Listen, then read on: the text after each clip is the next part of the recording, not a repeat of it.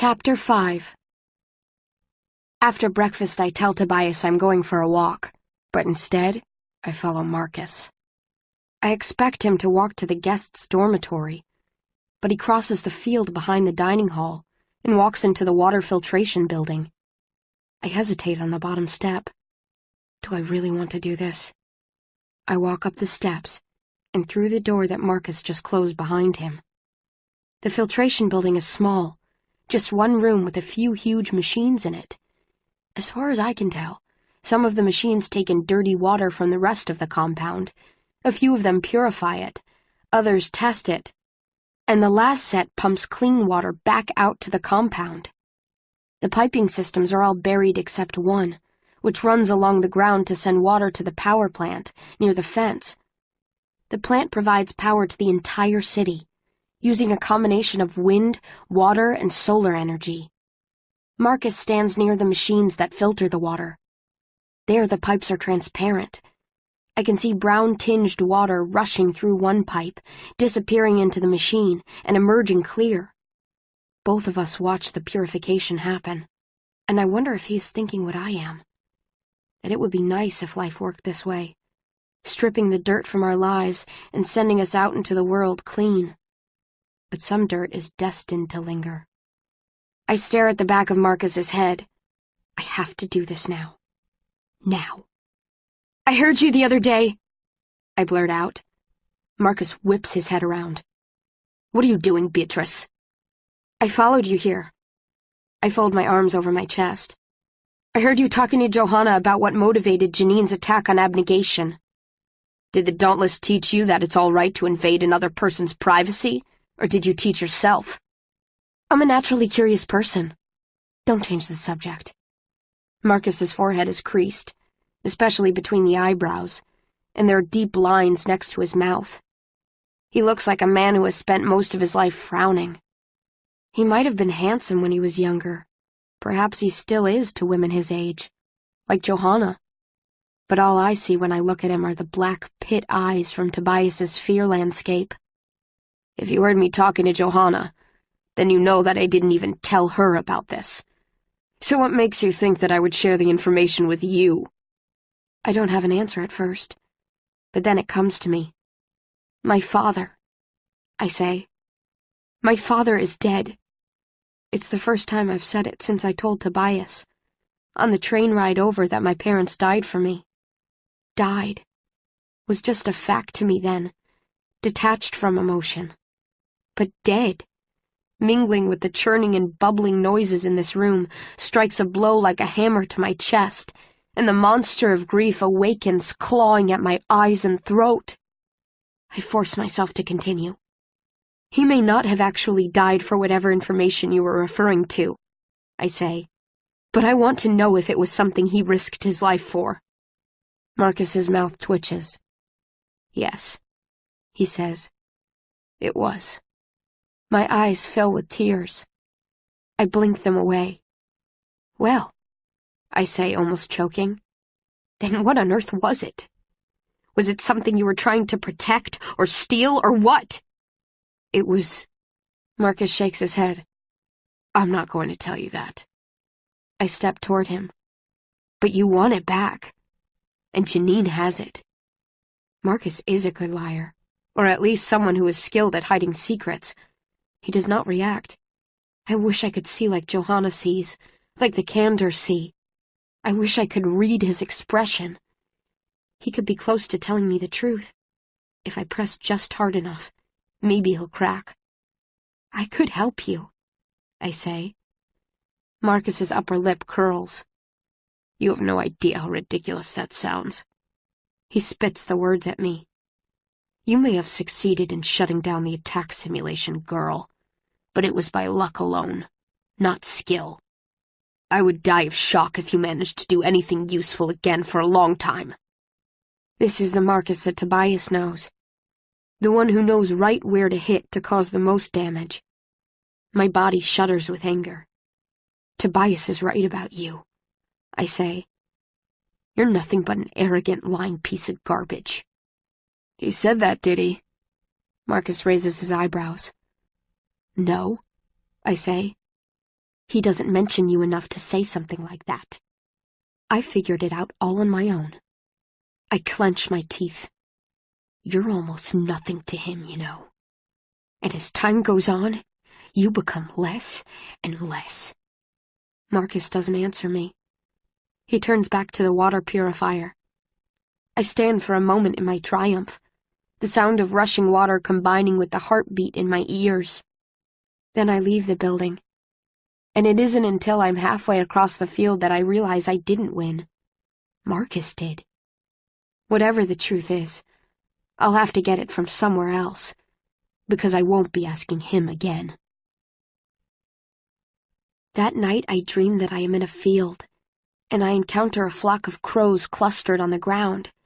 When I swat a few of them away, I realize that they are perched on top of a man, pecking at his clothes, which are abnegation gray.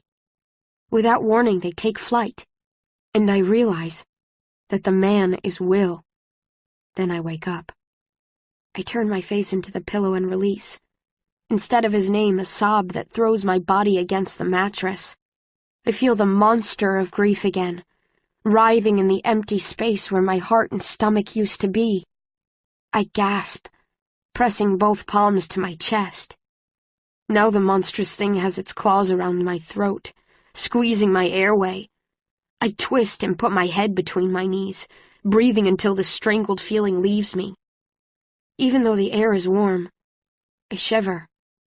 I get out of bed and creep down the hallway toward Tobias's room. My bare legs almost glow in the dark. His door creaks when I pull it open, loud enough to wake him. He stares at me for a second. "Come here," he says, sluggish from sleep. He shifts back on the bed to leave space for me. I should have thought this through. I sleep in a long t-shirt one of the Amity lent me. It comes down just past my butt, and I didn't think to put on a pair of shorts before I came here. Tobias's eyes skim my bare legs, making my face warm. I lie down facing him. "Bad dream?" he says. I nod. "What happened?" I shake my head. I can't tell him that I'm having nightmares about Will, or would have to explain why. What would he think of me if he knew what I had done? How would he look at me? He keeps his hand on my cheek, moving his thumb over my cheekbone idly. "We're all right, you know," he says. "You and me, okay?" My chest aches, and I nod. "Nothing else is all right." His whisper tickles my cheek. "But we are." "Tobias," I say. But whatever I was about to say gets lost in my head, and I press my mouth to his, because I know that kissing him will distract me from everything. He kisses me back. His hand starts on my cheek, and then brushes over my side, fitting to the bend in my waist, curving over my hip, sliding to my bare leg, making me shiver. I press closer to him and wrap my leg around him. My head buzzes with nervousness, but the rest of me seems to know exactly what it's doing, because it all pulses to the same rhythm. All wants the same thing: to escape itself and become a part of him instead. His mouth moves against mine, and his hand slips under the hem of the t-shirt, and I don't stop him, though I know I should.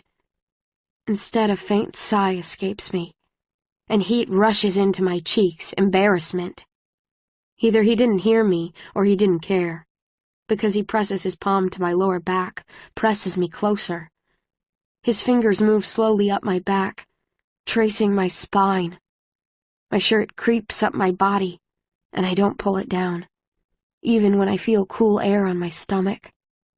He kisses my neck, and I grab his shoulder to steady myself, gathering his shirt into my fist. His hand reaches the top of my back and curls around my neck.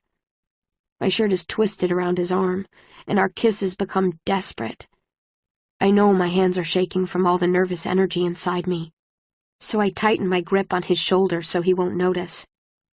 Then his fingers brush the bandage on my shoulder, and a dart of pain goes through me. It didn't hurt much, but it brings me back to reality. I can't be with him in that way if one of the reasons for wanting it is to distract myself from grief. I lean back and carefully pull the hem of my shirt down so it covers me again. For a second we just lie there, our heavy breaths mixing. I don't mean to cry. Now is not a good time to cry. No, it has to stop. But I can't get the tears out of my eyes, no matter how many times I blink. Sorry, I say. He says almost sternly, don't apologize. He brushes the tears from my cheeks. I know that I'm bird-like, made narrow and small as if for taking flight, built straight-waisted and fragile. But when he touches me like he can't bear to take his hand away, I don't wish I was any different. I don't mean to be such a mess, I say, my voice cracking. I just feel so. I shake my head. It's wrong, he says. It doesn't matter if your parents are in a better place. They aren't here with you, and that's wrong, Tris. It shouldn't have happened. It shouldn't have happened to you. And anyone who tells you it's okay is a liar. A sob racks my body again, and he wraps his arms around me so tightly I find it difficult to breathe, but it doesn't matter. My dignified weeping gives way to full-on ugliness, my mouth open and my face contorted, and sounds like a dying animal coming from my throat. If this continues, I will break apart. And maybe that would be better. Maybe it would be better to shatter and bear nothing. He doesn't speak for a long time, until I am quiet again. Sleep, he says. I'll fight the bad dreams off if they come to get you. With what? My bare hands, obviously. I wrap my arm around his waist and take a deep breath of his shoulder. He smells like sweat and fresh air and mint, from the salve he sometimes uses to relax his sore muscles. He smells safe, too, like sunlit walks in the orchard and silent breakfasts in the dining hall. And in the moments before I drift off to sleep, I almost forget about our war-torn city and all the conflict that will come to find us soon, if we don't find it first. In the moments before I drift off to sleep, I hear him whisper, I love you, Tris. And maybe I would say it back, but I am too far gone.